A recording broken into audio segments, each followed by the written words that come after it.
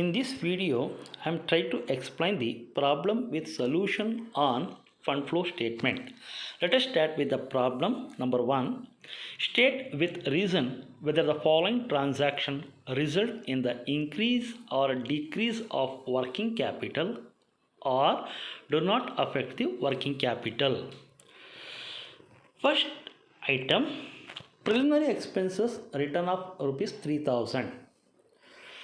Here first we are passed the journal entry for the above item, that is profit and loss account data to preliminary expenses account.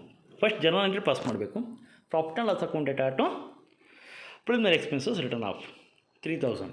Here this transaction will not affect working capital because it is only a book entry, or in other words, both the transaction are non-current items, therefore it does not result in flow of fund. ಇಲ್ಲಿ profit and loss account ಮತ್ತು preliminary expenses ಎರಡೂ ನಾನ್ current item ಆಗಿರೋದ್ರಿಂದ ಇಲ್ಲಿ working capital ಮೇಲೆ ಯಾವುದೇ changes ಆಗೋದಿಲ್ಲ, effect ಆಗೋದಿಲ್ಲ. The second entry is bills receivable rupees 4000 discounted for rupees 3800. The entry for that cash or bank account data, discount account data to bills receivable account. Here the bills receivable amount is 4000. The bills receivable realized for rupees 3800 and discount for that rupees 200. Here the working capital will decrease by rupees 200. Here the working capital is decrease. Here the discount is a non-current item and bills receivable and cash is a current item. So one item is a non-current item and two items are current item, therefore there is a flow of fund. ಇಲ್ಲಿ discount ಅನ್ನೋದು ನಾನ್ current item, B ಆರು ಮತ್ತು cash current item. ಹಾಗಾದರೆ ಇಲ್ಲಿ ಏನಾಗುತ್ತೆ, flow of fund ಆಗುತ್ತೆ. ಅಂದರೆ working capital ಇಲ್ಲಿ 200 ರೂಪೀಸು ಡಿಕ್ರೀಸ್ ಆಯಿತು. ಇನ್ನು ಮೂರನೇದು advance income tax paid rupees 5000. Here the entry for advance income tax paid is advance income tax account data to bank account. Here the working capital will decrease by rupees 500 due to the basis of payment. Here the advance income tax is treated as a non-current item and bank account is treated as a current item. One item is a non-current and another one is current item, therefore there is a flow of fund. It means the working capital decreased by rupees 5000. The next transaction is goodwill return of rupees 20,000. What entry we are passed? ಏನು entry pass ಮಾಡ್ತೀವಿ ಇದಕ್ಕೆ? Profit and loss account data to goodwill return of account. Again, this transaction will not affect the working capital because it is a book entry, or in other words, P&L account is a non-current item and goodwill is a non-current item. Both are non-current, therefore there is no flow of fund. It means this transaction will not affect working capital. The next concept is, our journal entry is, our transaction is rupees 20,000 transferred to reserve fund. ಏನು entry pass ಮಾಡ್ತೀವಿ? Profit and loss account data to transfer to reserve fund account. Here this transaction once again will not affect the working capital because reserve fund is an appropriation of profit, or in other words, P&L appropriation account is a non-current item. Reserve fund is also a non-current item. Once again, there is no flow of fund, therefore this transaction will not affect the working capital. The next transaction is 10% debentures rupees 80,000 redeemed at par. ಹಾಗಾದರೆ ಯಾವ journal ಎಂಟ್ರಿಯನ್ನು ಇದಕ್ಕೆ ನಾವು pass ಮಾಡ್ತೀವಿ ಅಂದರೆ debentures account data to cash or bank account. Here the working capital will reduce by rupees 80,000 because one item is current, that is bank is a current item, and another item is non-current item, that is debenture is a non-current item. Therefore the working capital will be reduced by rupees 80,000. It means it affects the working capital. The next transaction is building purchased for rupees 3,000 by issue of equity shares of the same amount. Here building account data to ಏನು entry pass ಮಾಡ್ತೀವಿ ಅದಕ್ಕೆ building account data to equity share capital account. Here building is a ನೋಡಿ building account data to equity share capital account. Building account data to equity share capital account.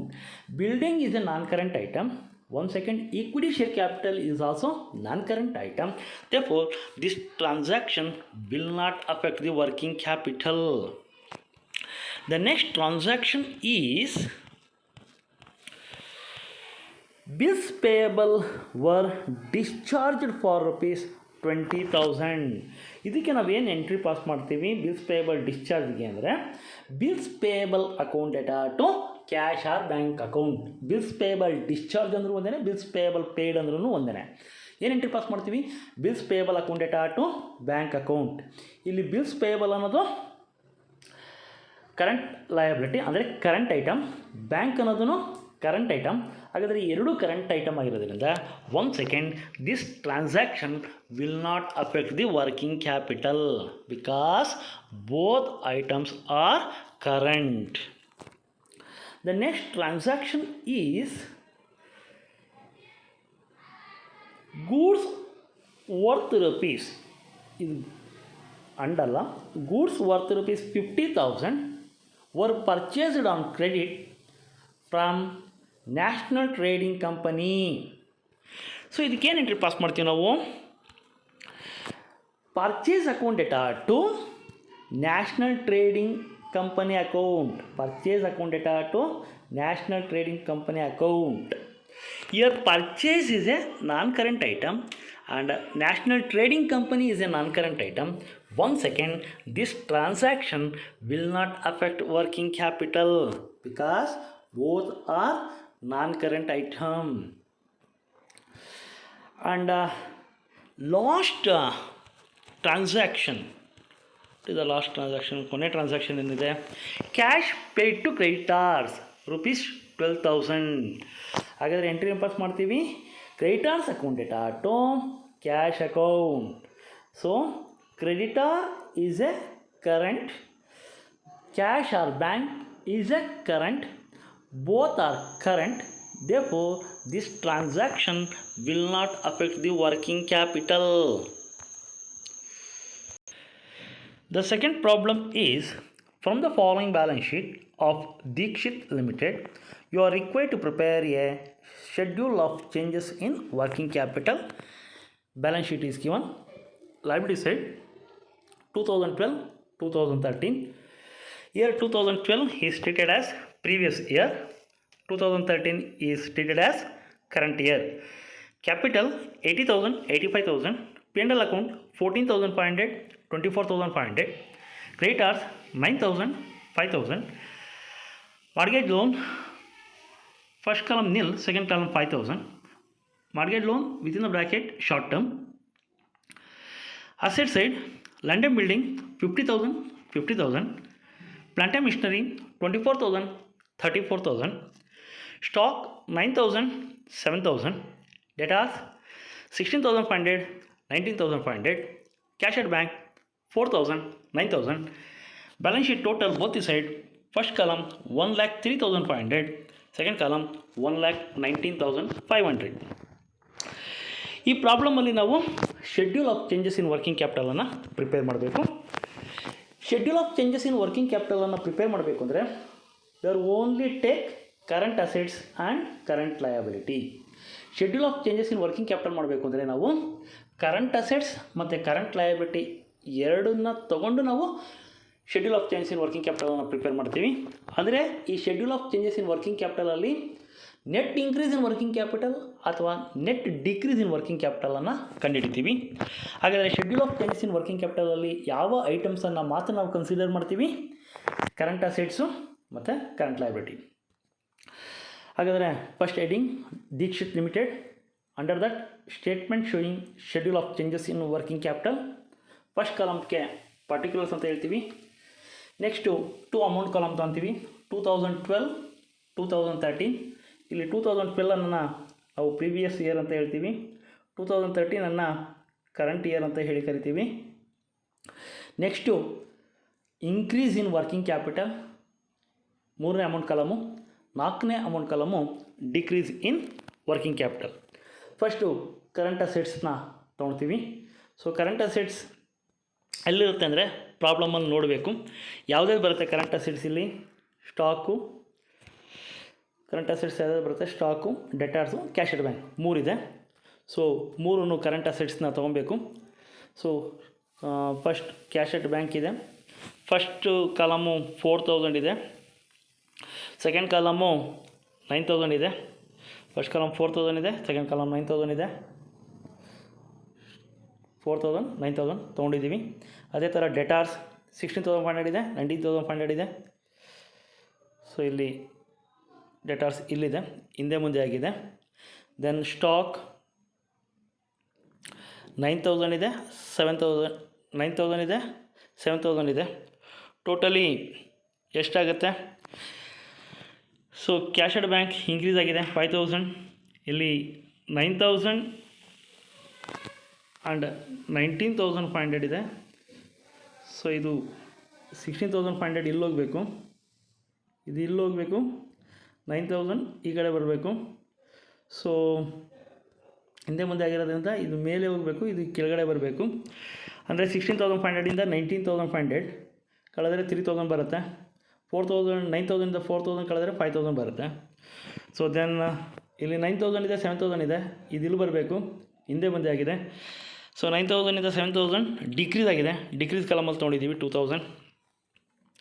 Then next current liability ತೊಗೊಂಡಿದ್ದೀವಿ. Current liability ಬಂದಾಗ ಯಾವ್ಯಾವ್ದು ಬರುತ್ತೆ? ಇಲ್ಲಿ creditors ಬರುತ್ತೆ.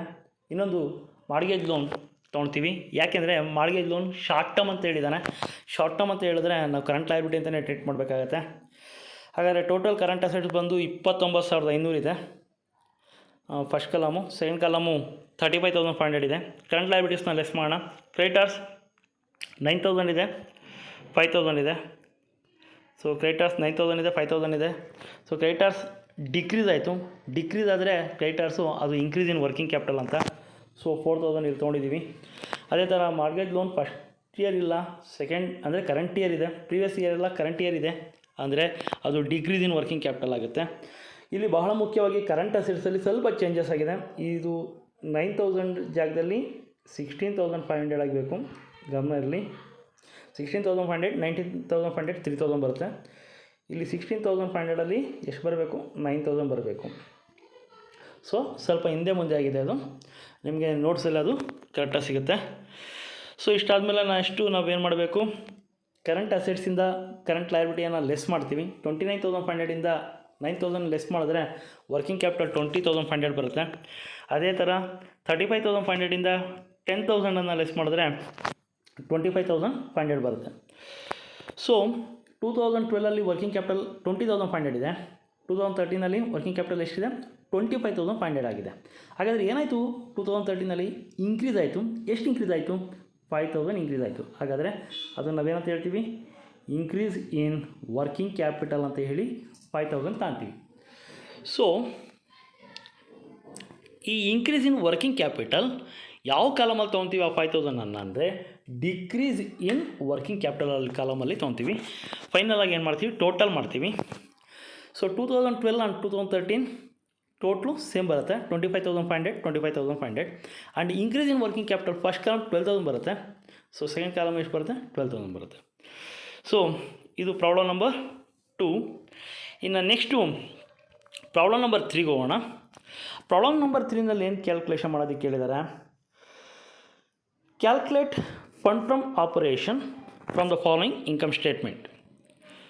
So income statement ಕೊಟ್ಟಿದ್ದಾರೆ. ಈ ಪ್ರಾಬ್ಲಮನ್ನು ನಾನು ಒಂದು ಕ್ವಶನ್ ಪೇಪರ್ ಪ್ರಾಬ್ಲಮಿಂದ ಕಾಪಿ ಮಾಡಿದ್ದೀವಿ. Particulars: rent paid 25,000, salary paid 1 lakh, provision for depreciation 50,000, commission paid 5,000, provision for taxation 1,50,000, general reserve 3,000, loss on sale of investment 10,000, preliminary expenses written off 2,000, provision for legal damages 5,000, net income 1,65,000.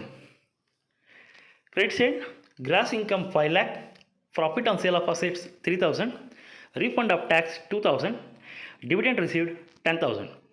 Income statement total 5,15,000. So ಈ ಪ್ರಾಬ್ಲಮಲ್ಲಿ ನಮ್ಗೆ ಏನು calculation ಮಾಡೋದಕ್ಕೆ ಹೇಳಿದ್ದಾರೆ ಅಂದರೆ, fund from ಆಪರೇಷನ್ನ calculation ಮಾಡೋದಕ್ಕೆ ಹೇಳಿದ್ದಾರೆ. ಹಾಗಾದರೆ funds from ಆಪರೇಷನನ್ನು ನಾನು ಕ್ಯಾಲ್ಕುಲೇಷನ್ ಮಾಡೋದಕ್ಕೆ ನಾನು ಥಿಯರಿ ಎಕ್ಸ್ಪ್ಲೇನ್ ಮಾಡಬೇಕಾದ್ರೆ ಹೇಳಿದ್ದೀನಿ. ನಾವು 2 ಥರ ಮಾಡ್ಬೋದು. ಒಂದು, ಸ್ಟೇಟ್ಮೆಂಟಲ್ಲಿ ನಾವು ಫಂಡ್ಸ್ ಫ್ರಮ್ ಆಪರೇಷನನ್ನು ಕ್ಯಾಲ್ಕುಲೇಷನ್ ಮಾಡ್ಬೋದು.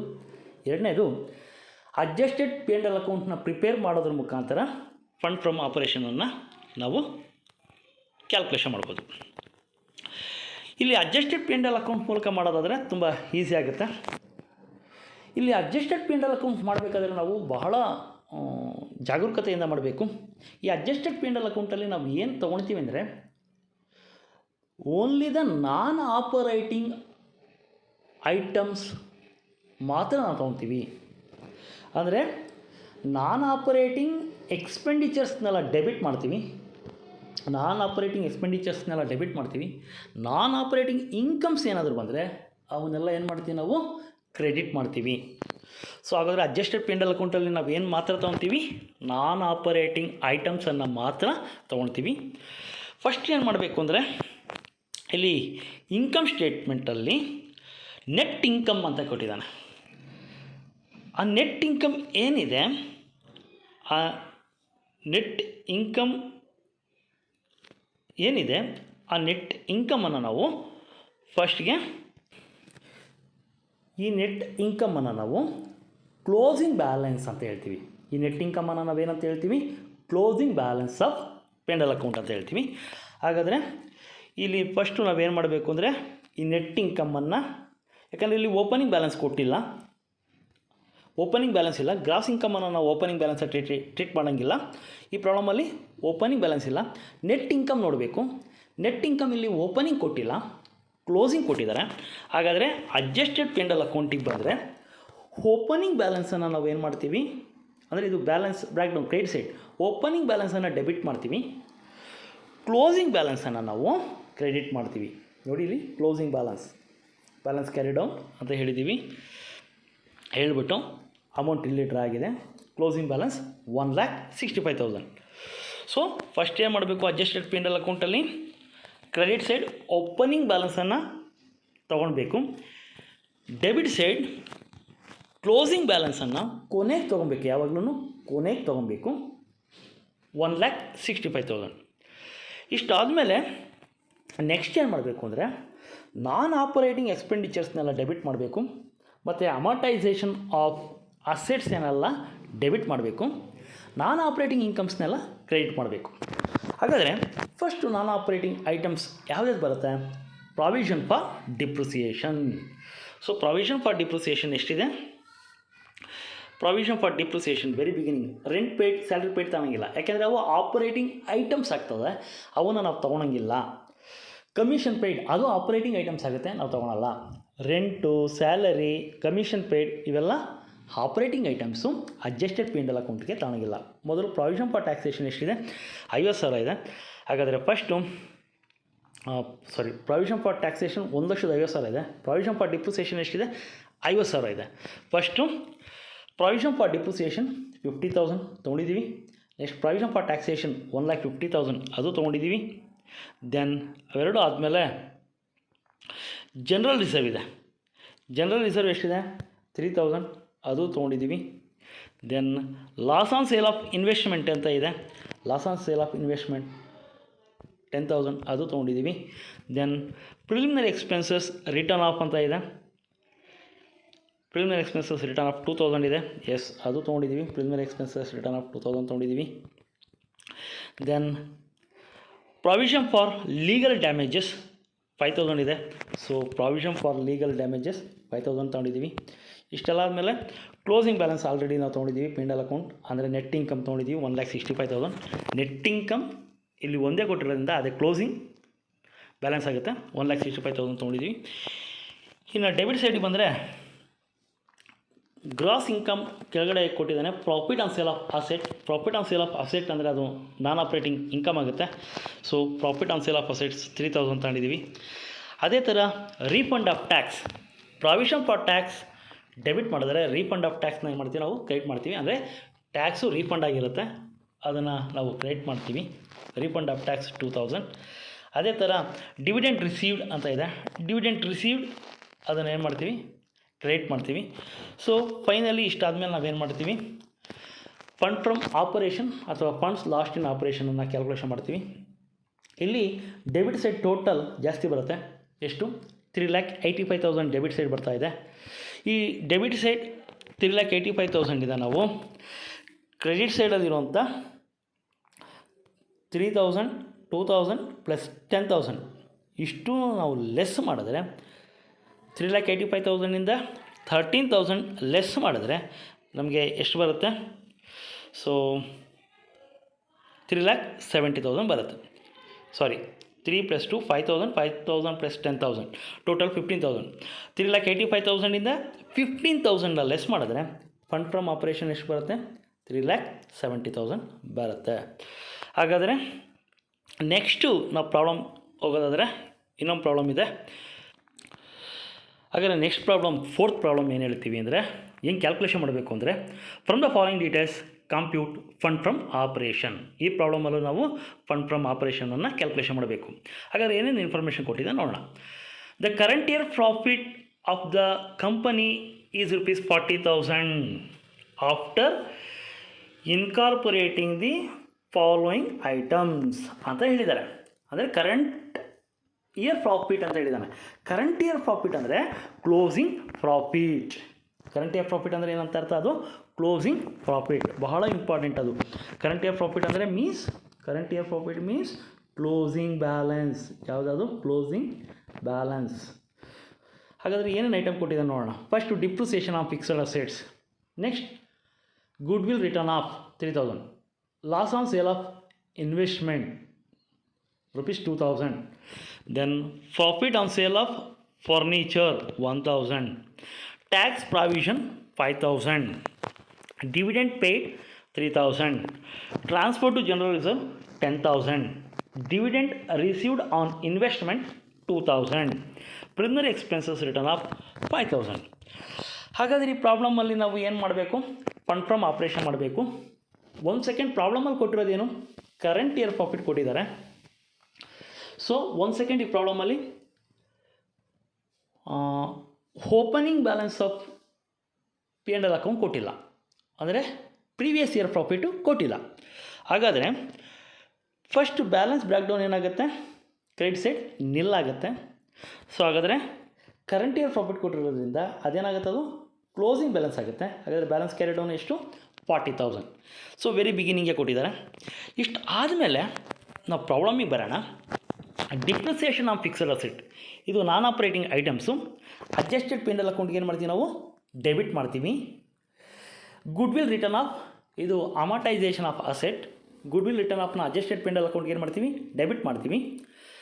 So loss on sale of asset, ಒಂದು second, it is a non operating expenses.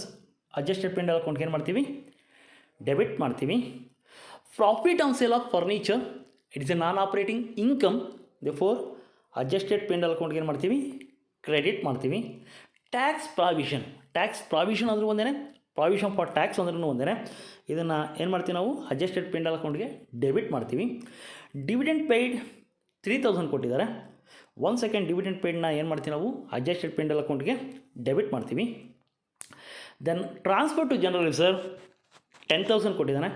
ಇದು ಅಷ್ಟೇ ಅಡ್ಜಸ್ಟೆಡ್ ಪಿ&ಎಲ್ ಅಕೌಂಟಿಗೆ ಏನು ಮಾಡ್ತೀವಿ ನಾವು ಡೆಬಿಟ್ ಮಾಡ್ತೀವಿ. Then dividend received on investment, ಇದು ನಾನ್ ಆಪ್ರೇಟಿಂಗ್ ಇನ್ಕಮ್ ಅಂತ ಹೇಳ್ತೀವಿ. 1 ಸೆಕೆಂಡ್ ಇದನ್ನೇನು ಮಾಡ್ತೀವಿ ಅಡ್ಜಸ್ಟೆಡ್ ಪಿ&ಎಲ್ ಅಕೌಂಟ್ಗೆ ಕ್ರೆಡಿಟ್ ಮಾಡ್ತೀವಿ. ಪ್ರಿಲಿಮಿನರಿ ಎಕ್ಸ್ಪೆನ್ಸಸ್ ರಿಟರ್ನ್ ಆಫ್ 5,000 ಇದೆ, ಇದು ಅಮಾರ್ಟೈಸೇಷನ್ ಎಕ್ಸ್ಪೆಂಡಿಚರ್ ಅಂತ ಟ್ರೀಟ್ ಮಾಡ್ತೀವಿ.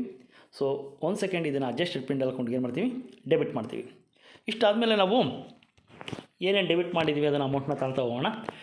S, depreciation of fixed assets 20,000 ತಗೊಂಡಿದ್ದೀವಿ. ಗುಡ್ ವಿಲ್ ರಿಟರ್ನ್ ಆಫ್ 3,000 ತಗೊಂಡ್ವಿ. Loss on sale of fixed assets 2,000 ತಗೊಂಡಿದ್ದೀವಿ. ಟ್ಯಾಕ್ಸ್ ಪ್ರಾವಿಷನ್ 5,000 ತಗೊಂಡಿದ್ದೀವಿ. ಡಿವಿಡೆಂಡ್ 3,000 ತಗೊಂಡಿದ್ದೀವಿ. ಟ್ರಾನ್ಸ್ಫರ್ ಟು ಜನರಲ್ ರಿಸರ್ವ್ 10,000 ತಗೊಂಡಿದ್ದೀವಿ. ಪ್ರಿಲಿಮಿನರಿ ಎಕ್ಸ್ಪೆನ್ಸಸ್ 5,000 ತಗೊಂಡಿದ್ದೀವಿ. ಕ್ರೆಡಿಟ್ ಸೈಡ್ ಏನು ತೊಗೊಂಡಿದ್ದೀವಿ? Profit on sale of furniture 1,000 ತಗೊಂಡಿದ್ದೀವಿ. ಡಿವಿಡೆಂಟ್ ರಿಸೀವ್ಡ್ ಆನ್ ಇನ್ವೆಸ್ಟ್ಮೆಂಟ್ 2,000 ತಗೊಂಡಿದ್ದೀವಿ.